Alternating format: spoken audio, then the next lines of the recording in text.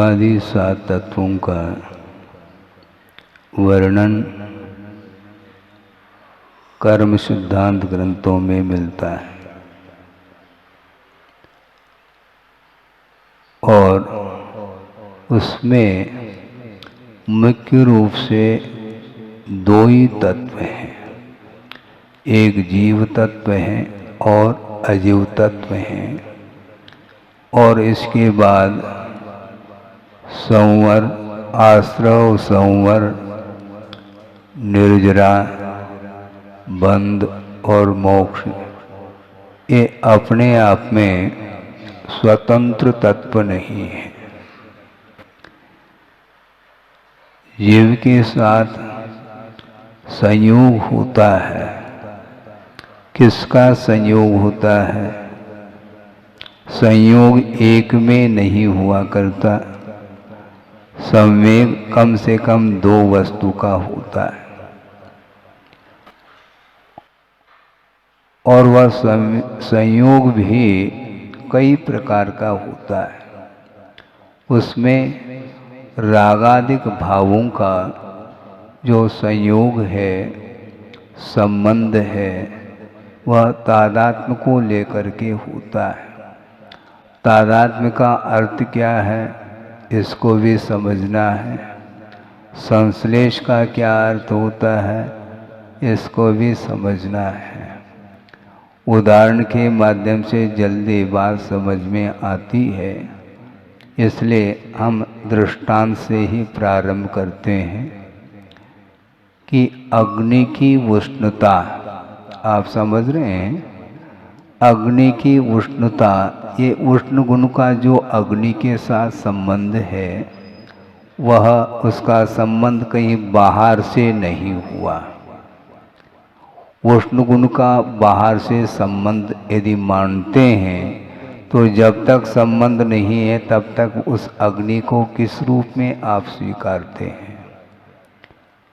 किसी निमित्त को लेकर के अग्नि में उष्णता आई है, ऐसा संभव नहीं। ये नेचुरल उसका परिणमन है। उस गुण और गुणी का जो संबंध होता है वह तादात्म्य संबंध माना जाता है। ये अग्नि की उष्णता, ये स्वाभाविक तादात्म्य है। इसी प्रकार जल की शीतलता, यह भी स्वाभाविक तादात्म्य संबंध है। और जल में जो उष्णता आई है वह तादात्म्य होकर के भी वैभाविक तादात्म्य को लेकर के है। अग्नि का जब संबंध हो जाता है जल के साथ, तब वह अपने शीतल स्वभाव को छोड़ करके वह स्वयं जल उष्ण रूप परिणमन कर जाता है।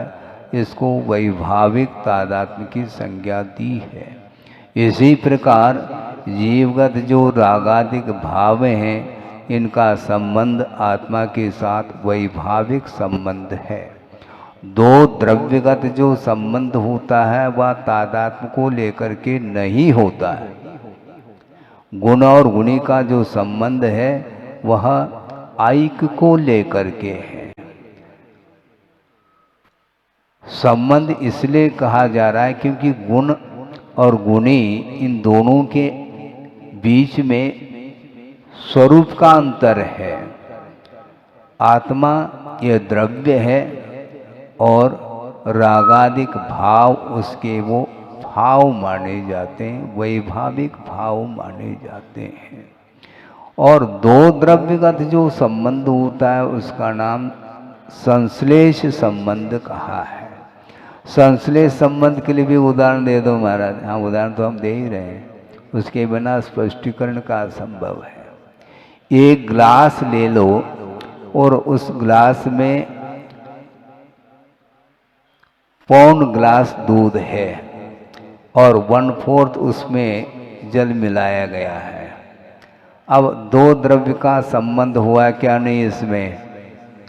क्योंकि जल का और दूध का, उन दोनों का स्वरूप अस्तित्व भिन्न भिन्न है और वो एक ही क्षेत्र में रह रहे हैं।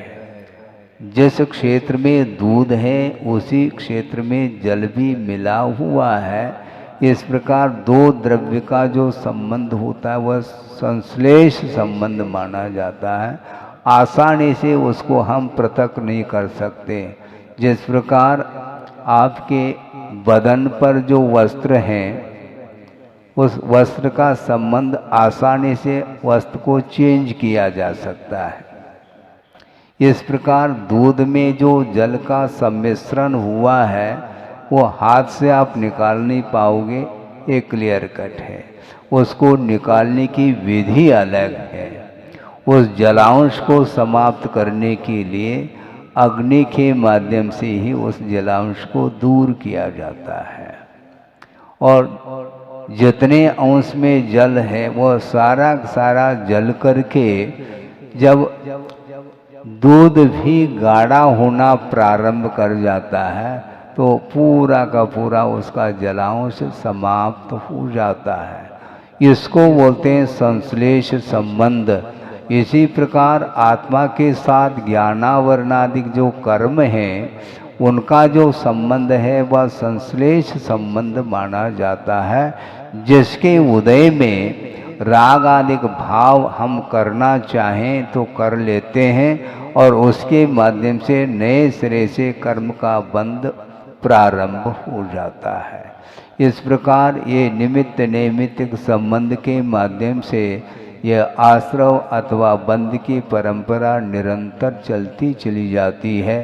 गुणस्थान की विवक्षा में यथायोग्य वह बंध का होना अथवा आश्रव का होना होता है। जैसे जैसे गुणस्थान का विकास हो जाता है तो उस बंध की विच्छित्ति हो जाती है, विच्छेद हो जाता है। यह व्यवस्था है और इसमें भी बुद्धिपूर्वक कर्मबंध की व्यवस्था भिन्न है और अबुद्धिपूर्वक कर्म की व्यवस्था भिन्न है। बुद्धिपूर्वक का अर्थ क्या है और अबुद्धिपूर्वक का अर्थ क्या, इसको क्लियर करना चाहिए। पहले भी हमने प्रसंग दिया था, शायद आप लोग भूल जाते हैं, इसलिए फिर से रख दूं तो कोई बाधा नहीं आएगी।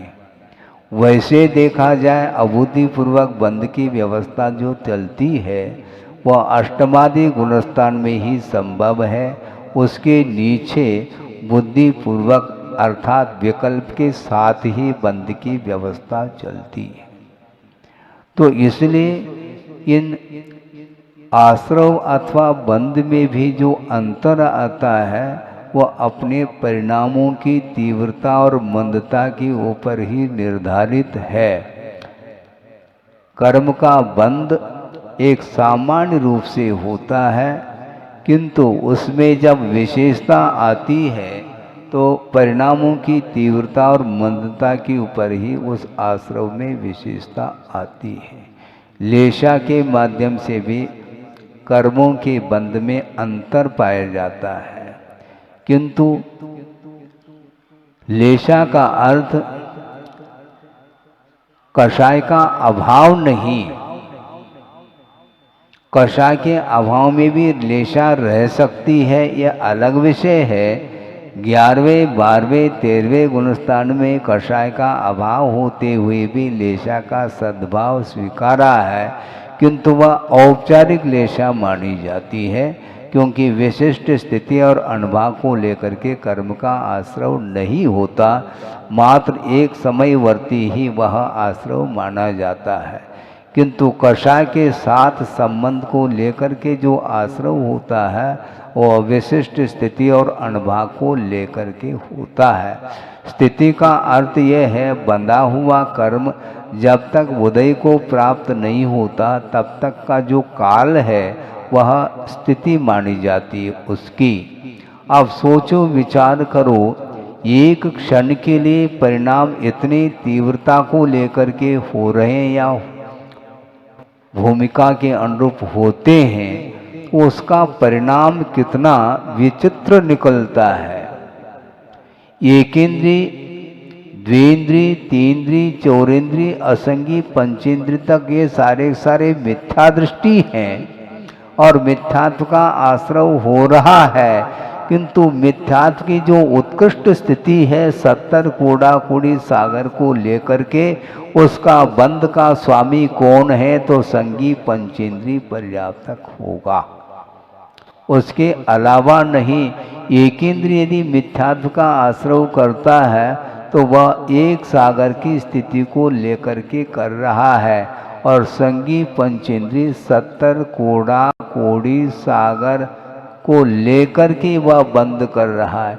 एक क्षण के लिए, एक अंतर मुहूर्त के लिए भी परिणाम होते हैं, तो इतने प्रगाढ़ परिणाम होते हैं जिसके माध्यम से उसका फल जो मिलेगा वह आज का बंधा हुआ, यदि वह बिना उदीर्णा के वह समय पर फल देता है तो वह 70 कूड़ा कोड़ी सागर तक वह फल देगा। ये क्लियर है। अब 70 कूड़ा कोड़ी सागर में कितने भव व्यतीत होते हैं आप गिनो उसको, बहुत कठिन काम है। सागर पकड़ में नहीं आता और कूड़ा कूड़ी और लगा हुआ है, और उसमें भी 70 कूड़ा कूड़ी। भयानक स्थिति है। वस्तुतः द्रव्य हिंसा और भाव हिंसा को लेकर के प्रकरण सामने लाएं तो बहुत कुछ आगम के आधार से आपको विषय पकड़ में आ सकता है। द्रव्य हिंसा बिल्कुल देखने में नहीं आ रही है, और भाव हिंसा चरम सीमा तक पहुंच गई है। समझ रहे हैं आप? हैं? भाव हिंसा चरम सीमा तक है, द्रव्य हिंसा नगण्य है। और उदाहरण भी दिया गया है आगम ग्रंथों में। तो हो गया होगा, तंदुल मच्छ का उदाहरण पढ़ लो। हाँ, कितने भयानक परिणाम उसके होंगे, कितनी तीव्र लेशा होगी उसकी। कृष्णतम लेशा के साथ ही वह उत्कृष्ट स्थितिबंध करता हुआ 33 सागर की आयु का बंद कर रहा है, और देखने में द्रव्य हिंसा नहीं आ रही है। अब क्या करेंगे आप? द्रव्य हिंसा हो अथवा न हो, अयत्नाचार पूर्वक जो प्रवृत्ति होगी उसके माध्यम से भयानक कर्म का बंध होगा, उसका कभी भी संक्रमण नहीं हो सकता। ये नेट है। कितने तीव्र परिणाम हुए होंगे। ये कौन से परिणाम? लोभ की तीव्रता। राघव मच्छ के स्थान पर यदि मैं होता तो एक भी मछली को नहीं छोड़ता। इस प्रकार उसके संक्लेश परिणाम हुए हैं। फल स्वरूप 33 सागर की आयु का बंध उसने किया है, और उसका फल भोगने के लिए वह नीचे उतर रहा है। अंडरग्राउंड, नीचे उतरना। यहाँ पर जो कर्मबंध होता है उसका फल भोगने के लिए अन्यत्र जाना पड़ेगा, क्योंकि अन्यत्र जो व्यवस्था है वह व्यवस्था यहाँ पर नहीं मिल सकती, और वहाँ पर 33 सागर तक उसका फल भोगना है। यहाँ पर वह वातावरण ही नहीं है। वहाँ पर जाने के बाद यद्यपि वैकृत शरीर उसको मिलता है, और 33 सागर तक तिल तिल करे देह के खंड, इसके बाद भी उसका अकाल में मरण नहीं होगा। खंड खंड करने के बाद भी वह पारे की भांति वह शरीर पुनः जुड़ जाता है, और वह जीवन उसका चलता चला जाता है। मरना चाहता है, जीना एक पल भर के लिए भी नहीं चाहता। इसके उपरांत भी उसका अकाल मरण नहीं होगा, क्योंकि अकाल में मरण हो जाएगा तो वह वहाँ से निकल करके पुनः बाहर आ सकता है, अन्य गतियों में जा सकता है, तो कम से कम दुख से मुक्ति तो मिलेगी उसको, लेकिन संभव नहीं है। ये किया हुआ ये कृत्य है। द्रव्य हिंसा ना के बराबर, और भाव हिंसा पराकाष्ठा, चरम सीमा तक वह हिंसा के परिणाम पहुँचे हुए हैं। इसलिए आप सोचो, विचार करो, उसके पास बाहरी परिग्रह है, क्षेत्र है, वास्तु है, हिरण्य है, सुवर्ण है, धन है, धान्य है, कुप्य है और भांड है। ये 10 प्रकार के परिग्रह उसके पास एक भी परिग्रह नहीं, किंतु अंतरंग परिग्रह चरम सीमा तक पहुंचा हुआ है। अत्यंत मूर्छा का भाव होने के कारण, अत्यासक्ति के कारण उसका पतन हो रहा है। इसलिए आपके पास परिग्रह कम रहे अथवा ज़्यादा रहे ये अलग विषय है, किंतु उन पदार्थों के प्रति यदि आसक्ति का भाव अंदर में पल रहा है तो निश्चित रूप से उसका पतन होगा, उसकी दुर्गति हुए बिना रह ही नहीं सकती है। तो महाराज फिर हम क्या करें? आपको क्या करना है ये बोलो, क्योंकि मेरे चाहने से थोड़ी होगा। हम तो सब कुछ कहने के लिए बैठे हैं, हम तो सीधा ही कहेंगे यहाँ पर आ जाओ, लेकिन ऐसा संभव नहीं है ना। किंतु यथाशक्ति उन कषायों से, उन परिग्रहों से अपने को मुक्त होना है। परसेंटेज जो है उसको ध्यान में रखते हुए उसका आलम्बन लिया जाएगा, क्योंकि रौद्र ध्यान होता है वह परिग्रह के अभाव में नहीं हो सकता। और बाहरी परिग्रह का विमोचन करने के बावजूद भी यदि भीतर के जो परिग्रह हैं कषाय आदि, वो यदि उद्दीप्त हो रहे हैं तो निश्चित रूप से उसके माध्यम से भी वह पाप कर्म का अर्जन करता चला जाता है। इसलिए द्रव्य हिंसा भिन्न है और भाव हिंसा भिन्न है। इनके स्वरूप को समझते हुए पर वस्तुओं के प्रति जो हमारा आधिपत्य का जो भाव है, स्वामित्व का भाव, ऑनरशिप, वो ठीक नहीं है। महाराज ठीक तो नहीं है, लेकिन हम कर क्या सकते हैं? यथाशक्ति जितना करना चाहो आप कर सकते हैं।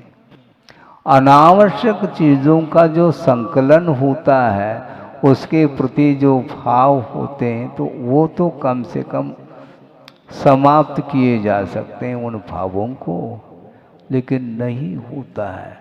तो सोचो, विचार करो। मैं शुरुआत से यहीं से प्रारंभ किया था कि संयोग जो होता है वह तादात्म्य अलग है और संश्लेष संबंध अलग है। आप बिल्कुल पृथक पृथक बैठे हैं सभा में, है क्या नहीं? बिल्कुल पृथक हैं, किंतु फिर भी संबंध जुड़ा हुआ है। किसका? पति पत्नी का संबंध है, माता पिता का संबंध है, भाई बहन का संबंध है, और न जाने कौन कौन से संबंध हमें ध्यान नहीं रहता, लेकिन मुख्य रूप से तो ये तो संबंध है। ये कौन से संबंध है? न इनका तादात्म्य संबंध है, न संश्लेष संबंध है। इसके अलावा जो कुछ भी संबंध है वह संयोग संबंध ही माना जाता है। पृथक होने के, सुनो, पृथक होने के बाद भी इतना अटैचमेंट है। आपका जो बेटा है, पुत्र है, वो हजारों किलोमीटर दूरी पर भी क्यों न हो, उसका संबंध आपके साथ लगा हुआ है। हाँ, और यहीं से बैठ करके हलो हलो के माध्यम से वार्ता होती है। उसी के साथ वार्ता होती है जिसके साथ आपका संबंध है। अड़ोस पड़ोस के साथ संबंध है तो उनके साथ भी वार्ता होती है, कोई मित्र आदि है उनके साथ वार्ता होती है, अथवा जो कुछ भी रिलेशन आपका है उनके साथ आपका संबंध जुड़ जाता है। ये शोर और सूतक जो लगते हैं ये भी इसी को सूचित करते हैं।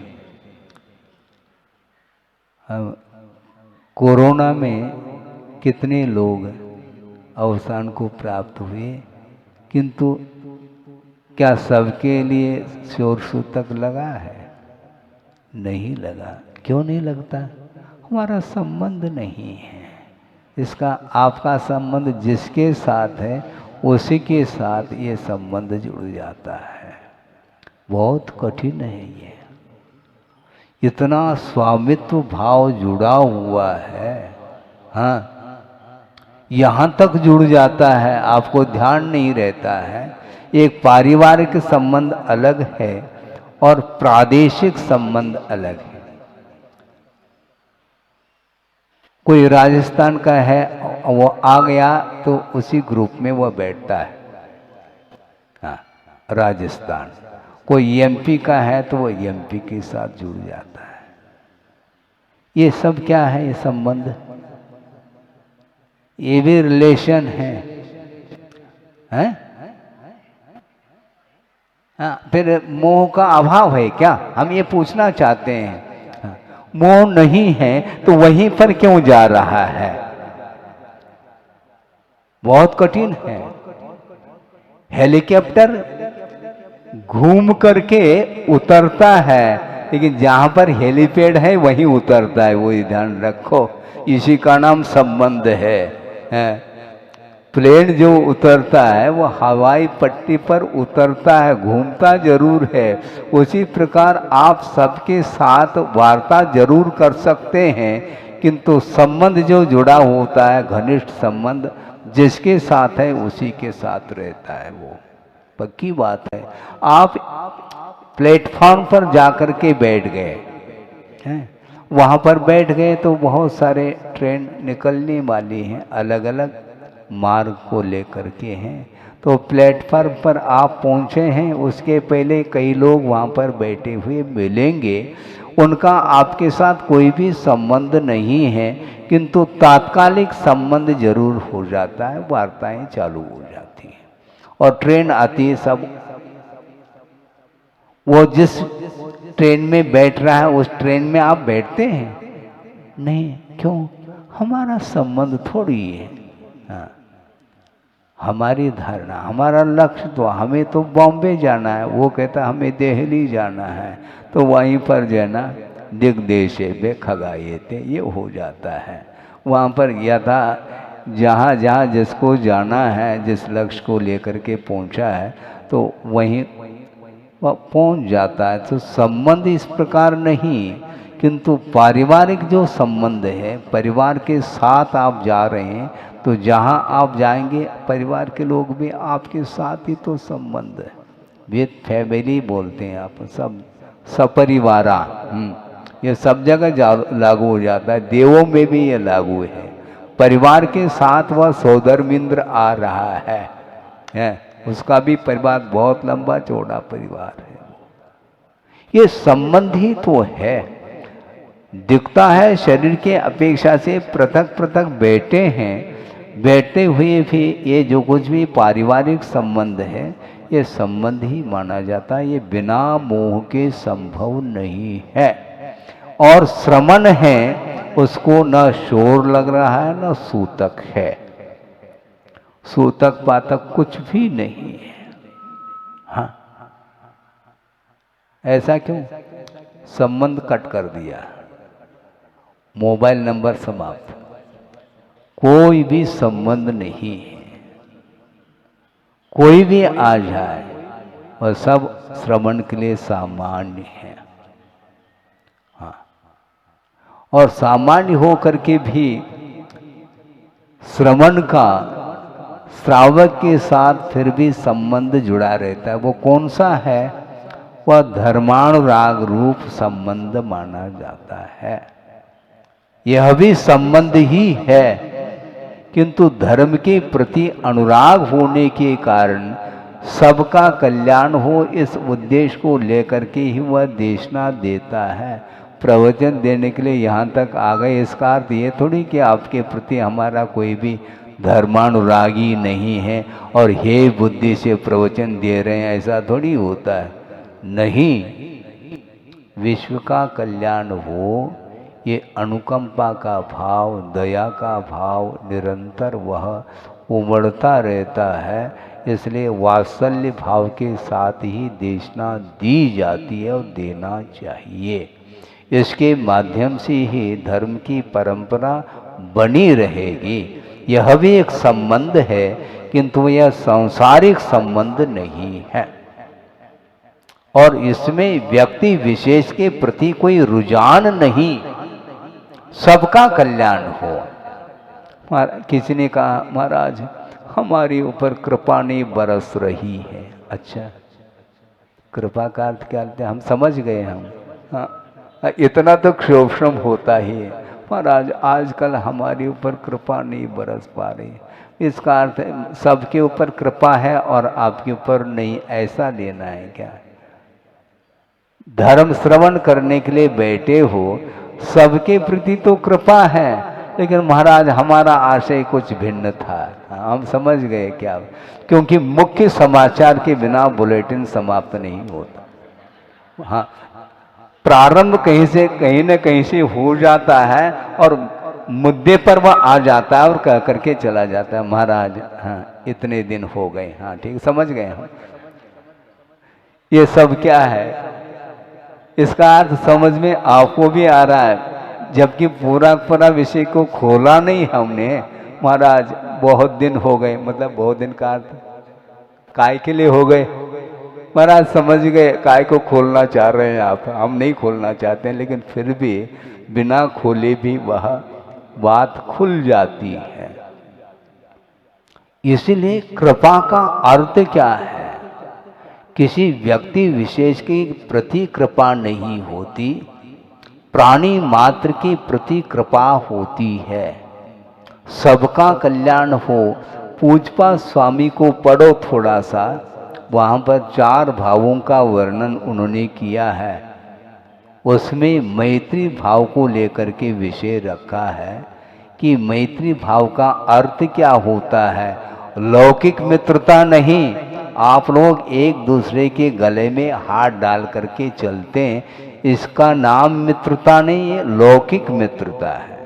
किंतु पारमार्थिक क्षेत्र में मित्रता की परिभाषा दी है, वह अद्भुत परिभाषा है कि परेशान दुखानुत्पत्ति अभिलाषो मैत्री, दूसरे के जीवन में दुख उत्पन्न ही ना हो, दुख होने के उपरांत उसको दूर करना, यह कारुण्य भाव के अंतर्गत आता है। किंतु ये भाव रख रहा है कि भगवान दूसरे के जीवन में दुख ही उत्पन्न न हो, इस प्रकार का जो पवित्र भाव है ये मैत्री भाव माना जाता है। इसमें किसी भी प्रकार से कोई स्वार्थ परायणता नहीं है। देशना जो दी जाती है अनात्मार्थम, बिना रागई, राग के साथ नहीं। जहाँ राग आ गया तो वहाँ पर अटैचमेंट आ गया, पक्की बात है। ये बात अलग है, जो गुणी है उसके लिए विशेष रूप से उसके प्रति एक आदर का भाव जागृत होता है, ये अलग विषय है। किंतु कल्याण की भावना को लेकर के जब भाव उत्पन्न होते हैं, वे मैत्री भाव को लेकर के सुखी रहे सब जीव जगत के, तीनों लोक के जीव, नारकी भी सुखी रहे। हाँ? मिथ्या दृष्टि भी है महाराज, उनके लिए भी आप सुख की कामना कर रहे हैं, आप शुभ कामनाएं दे रहे हैं। क्या है ये? या वो नारकी है, कर्म के उदय में उसको फल भोगना पड़ रहा है, यह अलग विषय है। किंतु उसका भी संसार जल्दी से समाप्त हो जाए और संसार से ऊपर उठ करके आत्मिक सुख का अनुभव करे। एक भीतर की भावना है, पवित्र भावना, इसको मैत्री भाव बोलते हैं। और संसारी प्राणी व्यवसाय करते हैं, पार्टनरशिप। हाँ, आ गया। हाँ, ये पार्टनरशिप क्या है? जब तक दोनों के मन में विचार एक मिल रहे हैं तब तक वह पार्टनरशिप है। यदि थोड़े बहुत भी, 1-8% भी यदि मान लो विचारों में यदि भिन्नता आने लगी तो पार्टनरशिप समाप्त हो जाता है और दूरी बढ़ जाती है। जब तक वह विचारधारा में वो एक पाए जा रहे थे तब तक वह संबंध जुड़ा हुआ था। दो में संबंध जो था वह राग का संबंध था, किंतु आपस में विचारों में दूरी आने लगी तो बस सब समाप्त। मित्रता, अब वह मित्रता शत्रुता के रूप में परिणत हो जाती है। उसके प्रति अब सहानुभूति, कोई अनुभूति नहीं वहां पर। किंतु परमार्थ में ये नहीं होता। आखिर कषाय करना, रागादिक भाव करना आत्मा का स्वभाव तो नहीं है, किंतु कर्म के अधीन होकर के संसारी प्राणी कषाय करता चला जा रहा है। इसका यह संसार समाप्त हो, ये भाव, इसका अर्थ क्या है? ये कौन सा ध्यान है? अपाय विचय धर्म ध्यान के अंतर्गत आता है। हाँ, और ये अपाय विचय धर्म ध्यान नरकों में संभव नहीं, क्योंकि जहाँ पर अनुकंपा का भाव सक्रियता को लेकर के नहीं रहता वहाँ पर अपाय विचय धर्म ध्यान संभव नहीं है। और अपाय विचय धर्म ध्यान के लिए वात्सल्य भाव होना अनिवार्य सिद्ध होता है। एक विपरीत वृत्ति वाला मिथ्या दृष्टि भी क्यों न हो, उसको सम्यक दर्शन प्राप्त करने के लिए वह कटिबद्ध होते हैं और देशना देते हैं। ऐसा नहीं नो एंट्री, कोई मिथ्या दृष्टि हो सभा में नहीं बैठ सकता है। कृपया ध्यान दें, जो मिथ्या दृष्टि वह बाहर चले जाए, ऐसा संभव नहीं। कोई भी बैठ सकता है, ग्रहित मिथ्या दृष्टि भी आकर के बैठ सकता है, उसके लिए भी देशना दी जाती है। क्योंकि कल्याण करने के लिए, सबका कल्याण हो, ये जो भाव है ये बहुत पवित्रता को लेकर के भाव है और इसमें किसी भी प्रकार से पक्षपात के लिए स्थान ही नहीं है। ये भाव होना चाहिए। ये यदि भाव नहीं है तो फिर वो वात्सल्य भाव, वात्सल्य अंग किस रूप में है क्या नहीं है? अन्यथा न ले कि प्रभावना अंग सक्रियता को प्राप्त हुआ है, किंतु वात्सल्य अंग, निर्विचिकित्सा अंग, उपगुण अंग, स्थितिकरण, ये किस कोने में है भगवान मालिक है। जबकि ये सारे सारे अंग एक्टिव होना चाहिए। परस्पर में एक दूसरे के प्रति वात्सल्य भाव नहीं रखेंगे तो दुर्भावना मानी जाती है, जबकि मिथ्या दृष्टि के प्रति भी दुर्भावना का निषेध है। क्योंकि उसको भी हम देशना देंगे तो अपनी भूमिका के अनुरूप सम्यक दर्शन को भी प्राप्त कर सकता है। करे अनिवार्य नहीं, किंतु भूमिका उसकी बन सकती है। ग्राहक आता है तो ठीक है, नहीं आता है तो ठीक है, दुकान तो हम खोल करके रखेंगे, दुकान कभी भी बंद नहीं रखेंगे। इसलिए तो हम कह रहे हैं महाराज, नागपुर को छोड़ करके नहीं जाना चाहिए। कल भी बात यही चल रही थी मध्याह्न में, हैं? हम तत्व चर्चा सुनना चाहते हैं महाराज, लेकिन नागपुर में तो नागपुर वालों को सुनाया जाएगा क्या? नागपुर को बात समझ में नहीं आती है? जहाँ भी हम हैं वहाँ पर यदि नागपुर वाले आएंगे तो उसी को हम नागपुर बोलेंगे और क्या बोलेंगे। वस्तुतः क्षेत्र के प्रति जो अटैचमेंट है यही तो मोह है। आप पूछ रहे थे इसमें भी मोह है क्या महाराज, और कौन सा है? सागर कहते ही थोड़ा आह्लाद अलग आता है, जो सागर में रहते हैं उनके लिए। अच्छा अच्छा, बहुत बढ़िया है, बहुत बढ़िया। अच्छा, ऐसे ही करते रहो। अनंत काल से व्यवहार में ही कुशल है, और निश्चय में कुशल कैसे होंगे भगवान ही मालिक है उसके लिए। ये सब क्या है? ये कुशलता नहीं, उसके प्रति राग जुड़ा हुआ है। जननी जन्मभूमिश्च स्वर्गात अपि गरीयसी कहा, लघीयसी नहीं कहा। स्वर्ग से भी वह है क्या?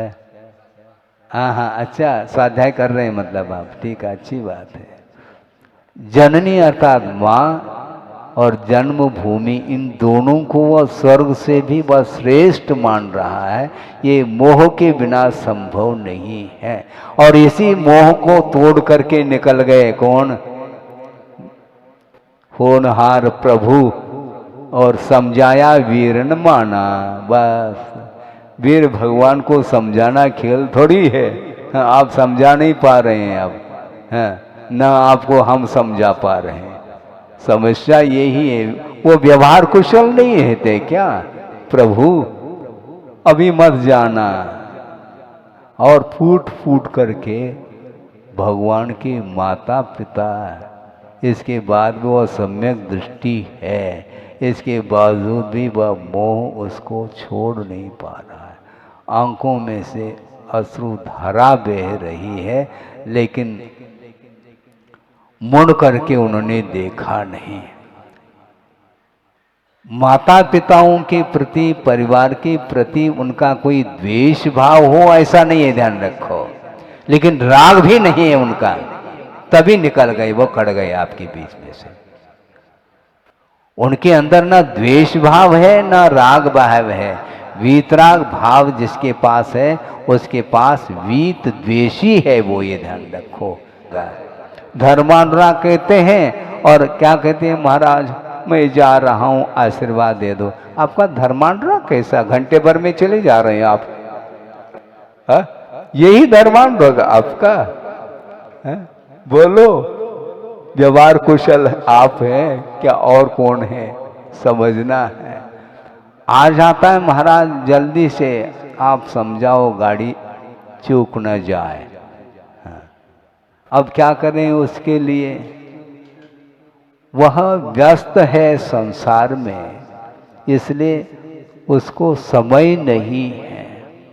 विषयों से ऊपर उठने के लिए कितना पुरुषार्थ अपेक्षित है, इसका वर्णन करना भी कठिन सिद्ध हो रहा है। आगम में बहुत कुछ विषय है, समय समय पर आध पौन घंटा प्रतिदिन दिया जा रहा है। अभी भी यदि मान लो व्यवहार क्या है और व्यवहार कुशलता क्या है, यह ज्ञान यदि नहीं होगा तो निश्चय तक पहुंचना बहुत कठिन सिद्ध होगा। इसके उपरांत भी हमारी भावना तो यही है कि आपके अंदर धर्मानुराग निरंतर बढ़ता रहे और विषयानुराग घटता रहे, जिसके माध्यम से संसार का विच्छेद हो सकता है। हो इस पवित्र भावना के साथ अहिंसा परमो धर्म की जय।